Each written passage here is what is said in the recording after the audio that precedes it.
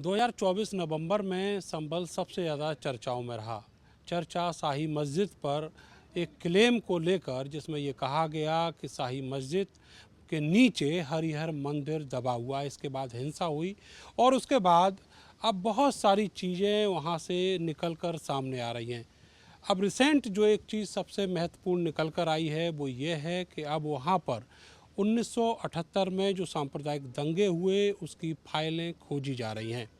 केवल फाइलें खोजी ही नहीं जा रही, एक लेटर कल से सोशल मीडिया पर वायरल है जिसमें ये कहा गया है कि 8 मुकदमे, दंगे के 8 मुकदमे 1993 में मुलायम सरकार ने वापस लिए थे। ये मुकदमे बेहद गंभीर धाराओं के हैं जिनमें डकैती और घर जलाने जैसी आईपीसी की धाराएं दर्ज हैं। मेरे साथ संगीत सोम हैं, पश्चिमी उत्तर प्रदेश और देश के जाने माने बीजेपी के नेता हैं। सर, आपसे जानना चाहेंगे कि जो संभल है, अब विपक्ष ये कहने लगा है कि इसको आप धुरी बनाना चाहते हैं 2027 के चुनावों को लेकर, तो ये केवल सियासत है या वाकई में इंसाफ करने जा रही है सरकार? देखिए, पहले तो मैं मीडिया के लोगों से भी ये कहूँगा, आप लोगों से भी कहूँगा कि आप जो कहते हैं शाही मस्जिद, वो शाही मस्जिद नहीं है, हरिहर मंदिर है। तो आपको मंदिर कहना चाहिए, चूँकि मंदिर है, हमेशा से वहाँ मंदिर था। और आपने देखा होगा कि जो वहाँ रिपोर्ट्स आ रही हैं वो पहले से मंदिर था। वहाँ कुएँ मिल रहे हैं, वहाँ पूरी पूजा पद्धति से जो दीवारें बनी हुई हैं वो मिल रही हैं, सब कुछ मिल रहा है। जैसा अभी आपने बताया कि क्या ये चुनाव की, भारतीय जनता पार्टी कभी चुनाव इस पे नहीं लड़ती, कभी मंदिर मस्जिद पर चुनाव नहीं लड़ती। भारतीय जनता पार्टी विकास पर चुनाव लड़ती है, भारतीय जनता पार्टी अपने कामों पर चुनाव लड़ती है, देश की तरक्की पर चुनाव लड़ती है।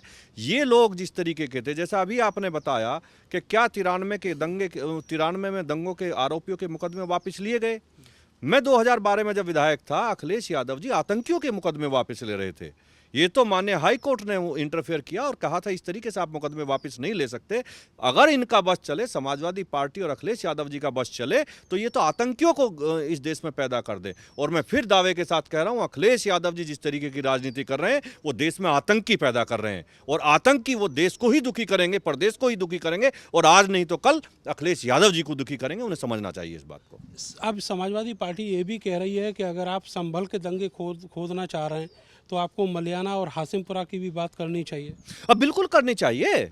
हम कभी इससे नहीं कहते कि बात नहीं करनी चाहिए, लेकिन क्या मलियाला या हासिमपुर में तो लोगों को सजा भी हुई है। वहाँ तो लोगों ने जो जो उसमें दोषी थे उन लोगों को सजा भी हुई है। लेकिन संभल में क्यों नहीं हुई? लोगों के घर जला दिए गए, हत्याएं कर दी गई, बहन बेटियों की इज्जत आबरू लूटी गई, उस पर क्यों मुकदमे वापस लिए गए? इतनी गंभीर धाराओं के मुकदमे क्यों वापस लिए गए?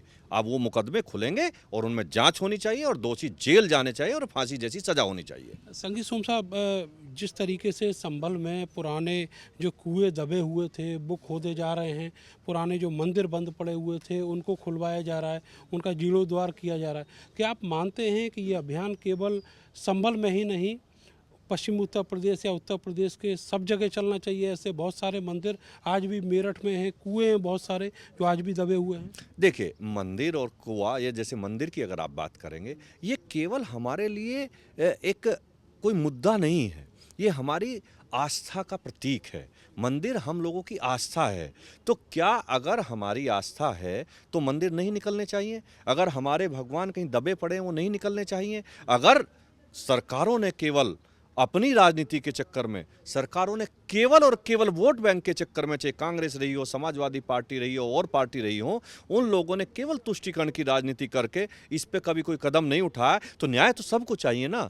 क्या अगर मंदिर कब्जा किया हुआ है वो खाली कराया जाए, वो खाली हो, तो ये न्याय की बात नहीं है क्या? तो न्याय नहीं होना चाहिए क्या? फिर किस लिए सरकारें होती हैं, किस लिए कोर्ट कानून है? देखिए, न्याय तो होना चाहिए और न्याय होकर रहेगा। अच्छा, दिल्ली में जिस तरीके से चुनाव लड़ा जा रहा है वहाँ पर ये कहा गया कि बहुत सारे बांग्लादेशी घुसपैठिए हैं जिनके वोट बनवा दिए गए हैं, बहुत सारे ऐसे लोग हैं जो पश्चिमी उत्तर प्रदेश के कई ज़िलों से आते हैं और उनके वोट वहाँ पे भी हैं और यहाँ पश्चिमी उत्तर प्रदेश में भी हैं। देखिए, केजरीवाल का अगर बस चले तो ये देश को पाकिस्तान के पास रख आए। इनका पहले भी आपने देखा होगा, इनकी पार्टी के लोगों ने कहा ये आतंकियों से मिला करते थे, आतंकियों से बात किया करते थे। वो पूरे बांग्लादेशियों को यहाँ घुसा के कौन सा देश बनाना चाहते हैं? केजरीवाल जैसा नेता इस देश में, मैं तो कहूँगा कि इतना खतरनाक नेता कभी ना हुआ ना होगा। और केजरीवाल भ्रष्टाचार के प्रतीक और तुष्टीकरण के प्रतीक बनते जा रहे हैं। दिल्ली की जनता ने मन बना लिया कि केजरीवाल को बाहर करना है। और जो रोहिंग्यों की जो पहचान है वो कैसे आप लोग ट्रैक करेंगे? उसके लिए क्या अभियान सरकार को चलाना चाहिए? आप निश्चित रहिए, एजेंसी इस काम पे लगी हुई है और एजेंसी इस काम को करेंगी। और भारत सरकार इतनी मजबूत सरकार है, हमारी इंटेलिजेंस इतनी मजबूत है कि दुनिया की टॉप 3 इंटेलिजेंस में से हमारी इंटेलिजेंस है। आप निश्चित रहिए, हमारी इंटेलिजेंस सब खोज निकालेगी। मेरा अगला सवाल जो है वो महाकुंभ को लेकर है। बहुत भव्य आयोजन उत्तर प्रदेश की सरकार करा रही है, लेकिन हम देख रहे हैं कि वहाँ पर जो चर्चाएं हैं वो केवल उन लोगों की हो रही हैं जो मेन स्ट्रीम ना तो सन्यासी हैं और ना ही उनकी चर्चा महाकुंभ के इतने बड़े आयोजन को लेकर होनी चाहिए। इसको आप किस तरीके से देखते हैं? वहाँ पर आध्यात्म धर्म की बात होनी चाहिए, वहाँ पर बहुत सारे जो हमारी पूजा पद्धति है उसकी बात होनी चाहिए, लेकिन वहाँ पर बात कुछ और हो रही है। तो देखिए, बात कर कौन रहा है? कर तो मीडिया रही है ना। तो ये मैं आप ही से पूछ रहा हूँ, क्यों उन लोगों को इंटरटेन कर रहे हैं? वहाँ बात करिए कुंभ की, वहाँ बात करिए साधु सन्यासियों की, वहाँ बात करिए अपने देश के धर्म की, आप सनातन धर्म की बात करिए, कुंभ पे बात करिए, कुंभ पे चर्चा करिए। मीडिया वो तो कर नहीं रही है, किसी को भी पकड़ लेगी और उस पर चर्चा कर रही है, वो गलत है। लेकिन ये अब विपक्ष ये भी कहने लगा है कि इसी तरह के जो ये आयोजन कराया जा रहा है, इसका मोटिव भी यही है कि इस आयोजन को केवल ग्लोरीफाई किया जाए और जो धर्म की चर्चा है वो न की जाए। देखिए, ये कुंभ हमारी आस्था का प्रतीक है और पूरी दुनिया में आज कुंभ की चर्चा हो रही है कि पहली बार इस तरीके का कुंभ उत्तर प्रदेश में जो आयोजन हो रहा है, इस तरीके का इतना भव्य आयोजन और इतनी भव्य तैयारी हो रही है। दिन रात वहाँ मुख्यमंत्री, देश के प्रधानमंत्री दिन रात टच में रहते हैं। मुख्यमंत्री बराबर वहाँ वीक में एक चक्कर लगाते हैं। लेकिन आपने ये भी देखा होगा, जब पिछला कुंभ प्रयाग में हुआ था तो अखिलेश यादव जी ने अपनी तुष्टीकरण की नीति के चलते हुए उसका प्रभारी मिनिस्टर भी अगर कोई प्रभारी बनाया था तो आजम खान को बनाया था। आप सोच के देखिए, मैंने विधानसभा में विरोध भी किया था। आप सोच के देखिए कि जिनका धर्म से मतलब नहीं, जिसका कुंभ से मतलब नहीं, वो वहाँ प्रभारी थे। तो अखिलेश यादव जी तो जिस तरीके की तुष्टीकरण की राजनीति करते हैं वो उन्हें पच नहीं रहा। पूरी दुनिया देख रही है, पूरा दुनिया देख रही है कि भारत के उत्तर प्रदेश में किस तरीके का भव्य आयोजन हो रहा है, वो अखिलेश जी को पच नहीं रहा है। अच्छा, आयोजन वहाँ पर जो अमृत स्नान है पहला वो वहाँ पर, और डुबकी लगा रहे हैं अखिलेश यादव हरिद्वार में। वो तो शुक्र समझो, वो लोगों को फर्जी हिंदू बन के दिखाने की कोशिश करते हैं। उन्हें सोचना चाहिए, उन्हें पता ही नहीं है कहाँ। फर्जी हिंदू? बिल्कुल एकदम फर्जी हिंदू, 100% फर्जी हिंदू हैं। वो सीजनल हिंदू हैं, वो कहाँ हिंदू हैं? आप कैसी बात कर रहे हैं? सर सीजनल कैसे? कार सेवकों पे गोली किसने चलवाई? साधु संतों पे लाठी किसने चलवाई? किसने चलवाई, मुझे बताइए। ये तो अखिलेश यादव जी का पारिवारिक काम है। वो हिंदू धर्म से उनका कोई मतलब नहीं है। वो तो तुष्टीकरण की राजनीति करके, और उनके तो पिताजी को मुल्ला मुलायम सिंह कहते थे। तो मुझसे क्यों पूछते हो इस बात को? बहुत शुक्रिया सर हमसे बातचीत करने के लिए।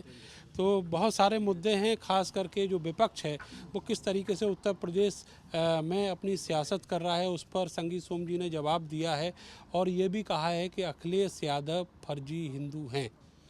अब देखना होगा विपक्ष किस तरह का रिएक्शन इस वक्तव्य पर करता है, और क्या ये वक्तव्य ऐसा तो नहीं कि सियासी आसमान में एक बड़ी हलचल मचाने वाला हो। कैमरा सहयोगी सानू के साथ में नरेंद्र, भारत समाचार, मेरठ।